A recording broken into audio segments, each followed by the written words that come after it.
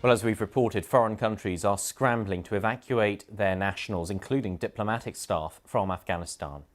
The US is also having to consider helping Afghans who worked with their forces, making themselves potential targets for the Taliban. The collapse of the Afghan government just weeks after America withdrew its forces has put President Biden's policies under the spotlight, as our North America editor John Sopel reports. Over many years, and at a cost of tens of billions of dollars, the US trained and equipped Afghan forces to be ready to take back control of their country. But they collapsed like a house of cards, one of many miscalculations made by the Biden administration over these dizzying few weeks.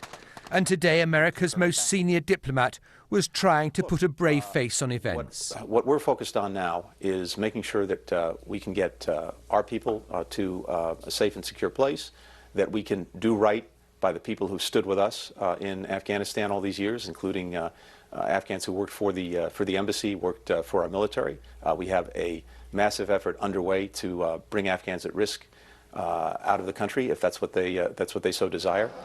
America's attempt to export liberal democracy to Afghanistan is well and truly over. America's effort to build a civil society in Kabul and beyond also in tatters. And Joe Biden's prediction from 5 weeks ago that everything would be just fine has not worn well. Well, first of all, the mission hasn't failed yet. So the question now is, where do they go from here?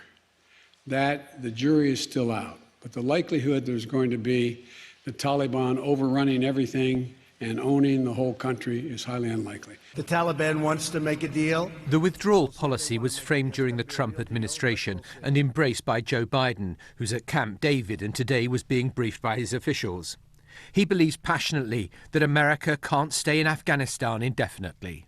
But foreign policy hawks are rounding on both men. What we're watching right now in Afghanistan is what happens when America withdraws from the world. So everybody who has been saying America needs to withdraw, America needs to retreat, we are getting a devastating, catastrophic, real-time lesson in what that means. U.S. Embassy helicopters flew from roof to roof. America's most scarring military defeat was summed up in the images of the last helicopter flying off the roof of the U.S. Embassy in Saigon at the end of the Vietnam War. Today's scramble to get out of Kabul may not be that, but it's not far short. John Sopel, BBC News, Washington.